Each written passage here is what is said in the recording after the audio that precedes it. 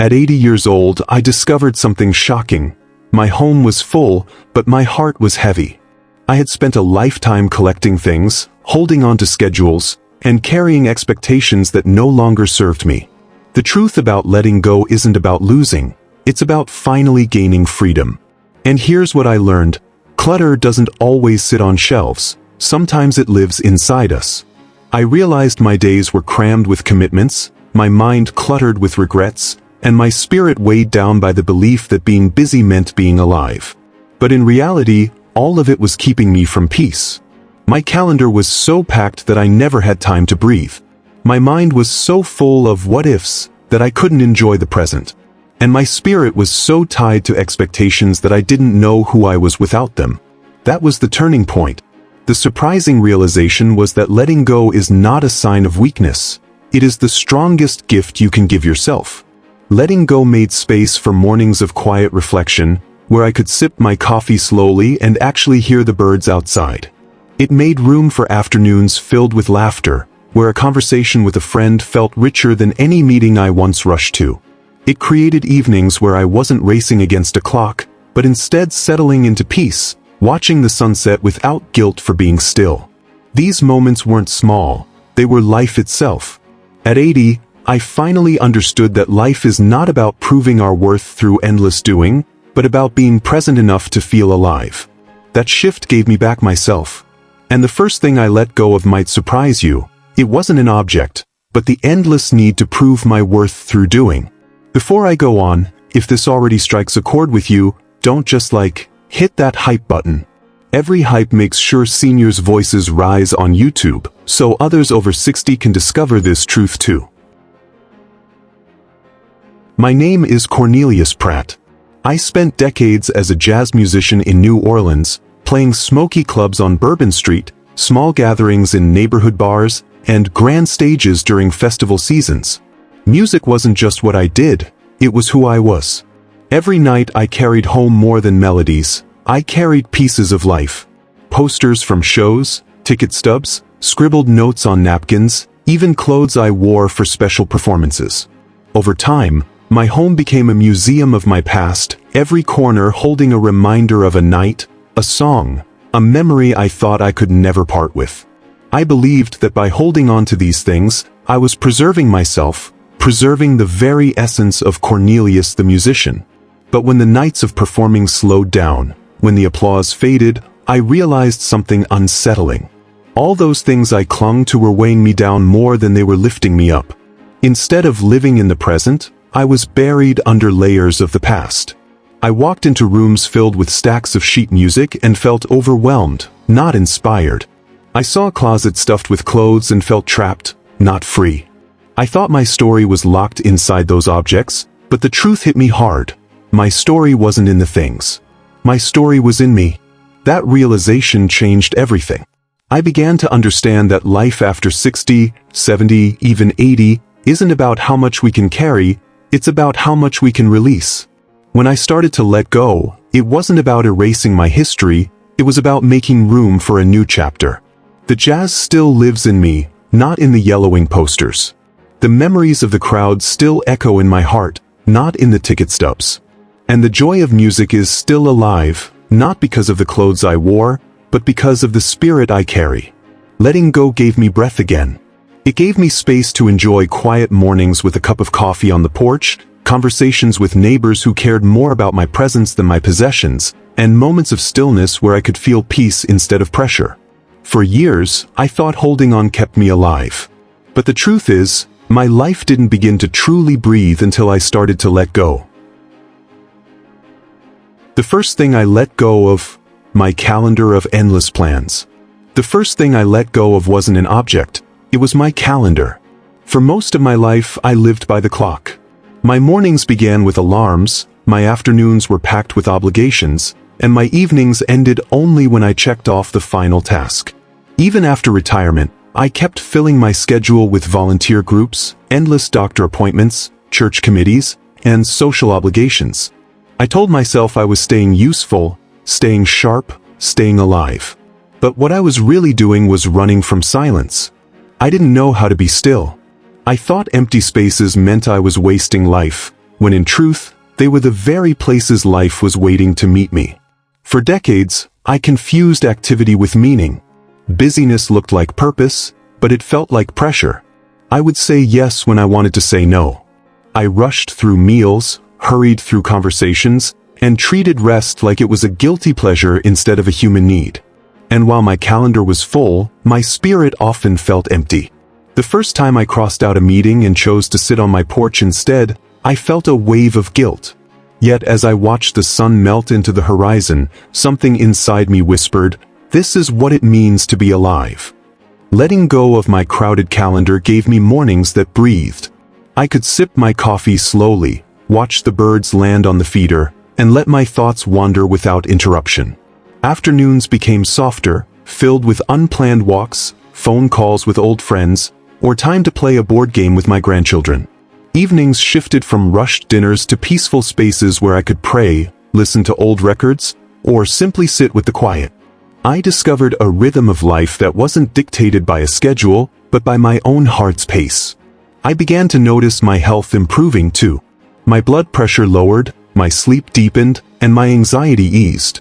I realized that all those packed schedules had been aging me faster than time itself. By letting go, I wasn't losing structure, I was gaining freedom. My energy returned not because I was doing more, but because I was finally giving myself permission to do less. For many seniors in America, there's a hidden fear that if we slow down, we'll fade away. That if we aren't constantly active, society will forget us. But slowing down is not surrender. It's strength. It's choosing presence over performance, peace over pressure. Letting go of my endless plans didn't make me less, it made me more. More aware of the life around me. More connected to the people I love. More grateful for each moment that unfolded. And here's the truth I carry with me now. Life doesn't reward us for how many boxes we check off. It rewards us for how deeply we live the spaces in between. If you've ever felt your days are too busy but your heart feels empty, maybe it's time you let go of the calendar, too, and discover the freedom that waits in unhurried living. In those unplanned hours, you may just find the most meaningful moments of all. The second thing I let go of, paper memories. The second thing I let go of was piles of paper, mountains of it, stacked in boxes and drawers. Old sheet music from concerts long past, receipts from purchases I didn't even remember making, letters yellowed with age, and programs from shows that had faded into history. For years, I told myself these papers were proof of who I was. Each stack, I thought, was a chapter of my life that couldn't be thrown away. But in truth, those papers weren't treasures anymore, they were chains. Every time I walked past them, I felt the weight of my past pressing on me. The clutter of paper didn't just take up space in my home, it cluttered my mind. I would open a box and instead of joy, I felt stress, reminded of what I no longer did, people I no longer saw, or times that had slipped too far behind. Those papers weren't keeping my story alive, they were keeping me stuck in it, frozen in an endless loop of what had already happened. One afternoon, I made a decision that changed everything. I pulled out the boxes, spread everything across the dining table and asked myself, which of these really carry the heart of my story? I chose a handful, letters from people I loved, a program from a concert that changed my career, a few sheets of music that still moved me to tears when I played them in my head. I placed them carefully in a scrapbook where I could honor them. The rest I recycled. And as the papers left, something remarkable happened. The heaviness I had been carrying in my chest began to lift. It felt like clearing clouds from a sky that had been gray for too long. Letting go of paper memories taught me a truth I hadn't seen clearly before. The past doesn't live in objects, it lives in us. The real music wasn't in the sheet music, it was in the songs still etched in my fingers and my heart. The real love wasn't in the faded letters, it was in the bonds I had built, some still alive today, others carried tenderly in memory. And the real meaning wasn't in programs collecting dust, it was in the people who once filled those seats, applauded those nights, and gave me their time and attention. When the boxes were gone, my home looked clearer, brighter, and calmer. The shelves that once sagged under paper stacks now breathed with open space. More than that, my mind felt freer. I no longer walked into that room and felt chained to stacks of forgotten years. Instead, I felt space. Space for the present, space for peace, space for new memories yet to come. For seniors, especially in America, paper clutter builds quietly and relentlessly. Bills, medical records, tax forms, magazines, postcards, and handwritten notes pile up until they seem too sacred to touch. But the quiet, powerful truth is this: letting go of paper doesn't erase your life story, it clears the way for you to keep living it. The lessons remain, the memories remain, the love remains. The paper was only ever a shadow of the real thing. And when I finally let go of those papers, I didn't lose myself. I found myself again, lighter, freer, and ready to keep writing the next chapter of my story, not just storing the last ones in boxes. The third thing I let go of: clothes from another life. The third thing I let go of was my closet. For years, it had been overflowing with clothes that belonged to versions of me I no longer was. Suits tailored to a younger man, ties that once announced my presence in crowded rooms, shoes that pinched my feet but reminded me of nights when appearances mattered more than comfort. Every time I opened that closet, I felt like I was staring at ghosts. Ghosts of my career days, my performing days, my striving days. I told myself I might wear them again, that someday the occasion would come. But the truth was, those clothes belonged to another life, and the man who had worn them didn't exist anymore in the same way. I remember pulling out a dark navy suit, one I hadn't worn in more than 20 years. The fabric was still smooth, the stitching still fine, but as I ran my hand across it, I realized I wasn't holding on to the suit, I was holding on to the man who wore it. That was the hard truth my closet forced me to face. It wasn't filled with garments, it was filled with identities I couldn't bring myself to release. There was the suit I wore when I was offered my first big stage job, the tie from a wedding where I toasted friends, the shoes that once carried me across dance floors and spotlighted stages. Each piece whispered of the past, but none of them spoke to my present. And what I finally understood was this: the man I am today doesn't need to dress like who I was yesterday. Donating them wasn't easy. I folded the shirts, packed the shoes, and placed the ties neatly into bags. Every item felt like a farewell, as if I was closing a chapter for good. I even hesitated with some, asking myself if I might regret it, if one day I would need to see myself in those clothes again. But then I realized, why cling to fabric when the memories themselves were already stitched into me? The day I dropped them off at the donation center, my heart felt heavy. Yet what happened next changed everything. As I stood outside, a younger man, perhaps in his 30s, walked out carrying one of the suits I had donated. He put it on right there, adjusted the lapels, and straightened his shoulders. His face lit up with pride, and he walked away standing taller than when he arrived. In that moment, I realized those clothes weren't dying in the back of my closet, they were living again on someone else's shoulders. They had moved from being relics of who I was to becoming tools for someone else's confidence, someone else's new beginning. Letting go of those clothes gave me something I never expected: dignity. Not the kind that comes from sharp dressing, but the kind that comes from honesty. I didn't need to pretend anymore. I didn't need to keep costumes from a life that had already ended. Instead, I could choose clothes that fit the man I am now: comfortable, simple, true. And for the first time in years, when I opened my closet, I felt light instead of burdened. Every hanger that was empty was no longer a reminder of loss. It was a reminder of space. For many seniors, holding on to old wardrobes is more than habit. It's fear. Fear that if we let go of the clothes, we let go of the person we once were.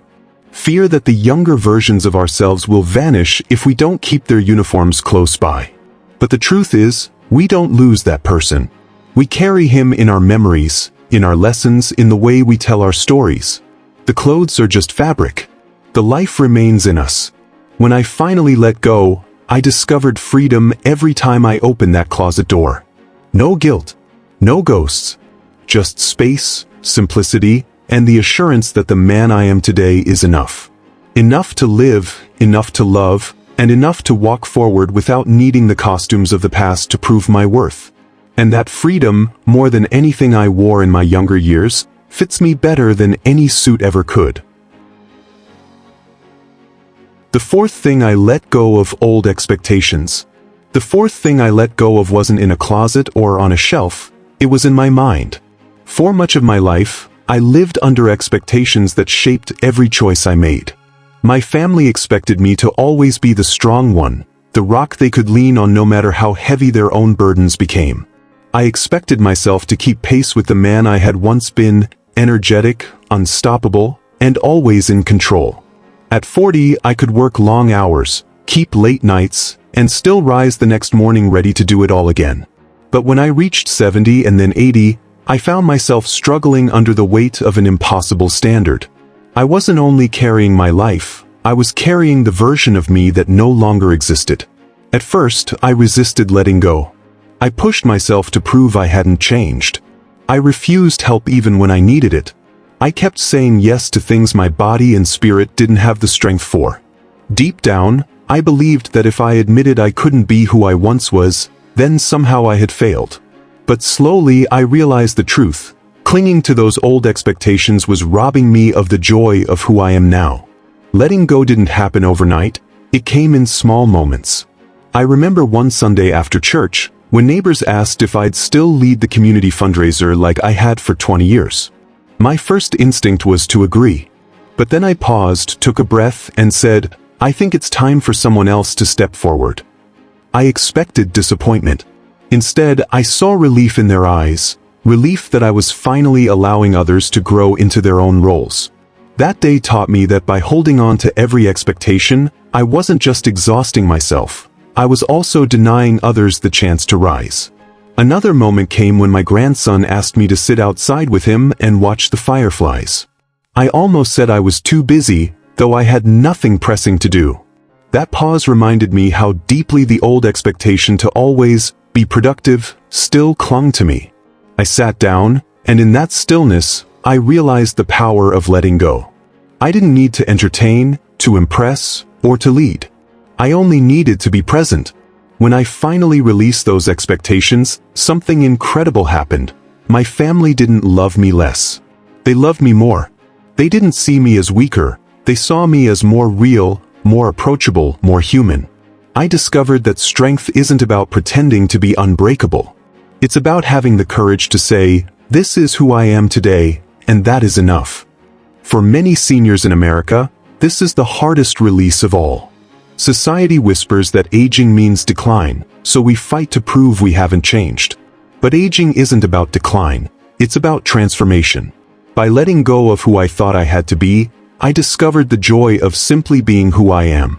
No stage, no mask, no impossible expectations, just me.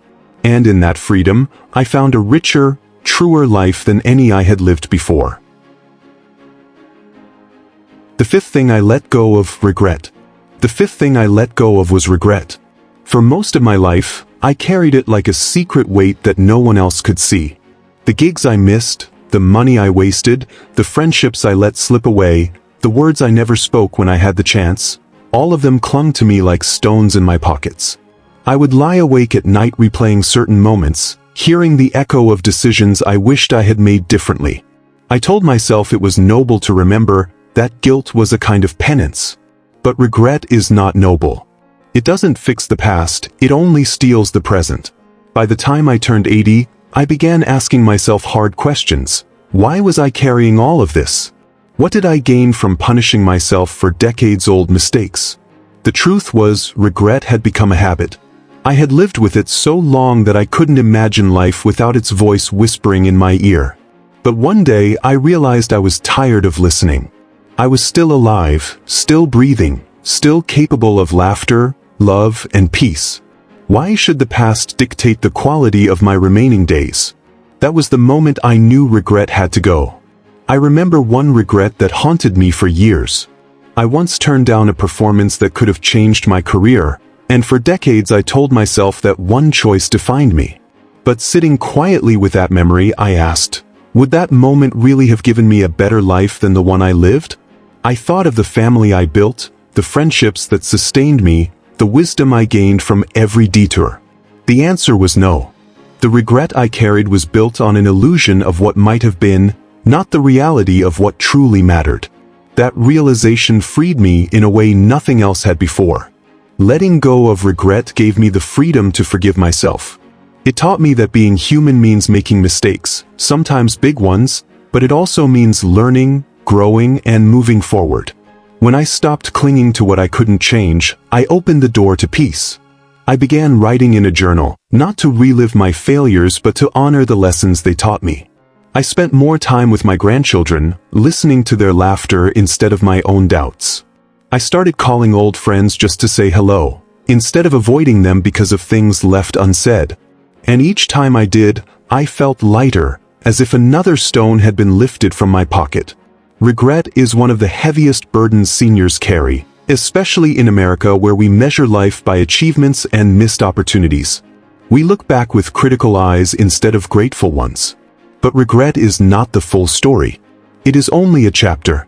To let it go is to see the rest of the book still waiting to be lived. When I finally released mine, I discovered that joy returns, that peace is possible, and that the present moment becomes lighter, richer, and more beautiful. At 80, I no longer drag regret behind me like a chain. I walk lighter, freer, and more grateful than ever before. Letting go of regret didn't erase my past. It redeemed my present, and it gave me back the future I thought I had lost. And that is the greatest freedom of all. At 80, I don't feel like I have less. I feel like I finally have more peace, more freedom, more presence in every single moment. For so long, I lived with the belief that strength meant holding on.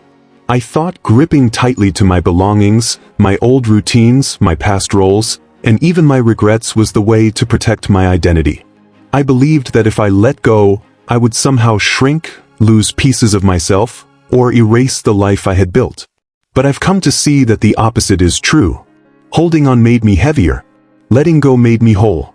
Letting go didn't close my story. Letting go opened it. The freedom I discovered was not about empty rooms or empty schedules. It was about clear spaces in my heart. I no longer measure my days by how much I can carry but by how deeply I can live. Letting go of the clutter of papers gave me clarity. Letting go of clothes from another life gave me dignity. Letting go of expectations gave me authenticity. Letting go of regret gave me peace. Each release was not a loss but a gain. I gained laughter at my kitchen table. I gained calm mornings on my porch. I gained deeper connections with my family, who finally see me not as a pillar that never bends, but as a man who can rest, breathe, and be real. At 80, I've realized that life is not about proving ourselves. It's about living ourselves. The world tells seniors to cling, to fight the natural rhythm of life, to resist change at all costs. But letting go is not defeat. Letting go is a victory. It is the decision to stop being ruled by the past and start embracing the gift of now. It is the moment you stop chasing what is already gone and begin receiving what is still here. For many seniors, letting go feels terrifying. It feels like giving up. But I want to tell you, it is the opposite. Letting go makes room for more of what truly matters. Peace instead of pressure, presence instead of distraction, gratitude instead of regret. It gives you back your breath, your rest, your joy. It makes the later chapters of life not smaller, but richer, deeper, more vibrant than the younger years ever allowed. So if my story touched you, don't just hype this video. Every hype helps seniors' voices be heard, reminding the world that aging is not the end of the story but the opening of a new one. Share this with someone who needs courage to let go, someone carrying regrets, burdens, or expectations too heavy for one heart to hold. And subscribe to Wise Aging Seniors, where we remind you that living simply isn't about having less. It's about making room for more of what matters most. Because in the end, the truth about letting go is this: it doesn't empty your life, it fills it.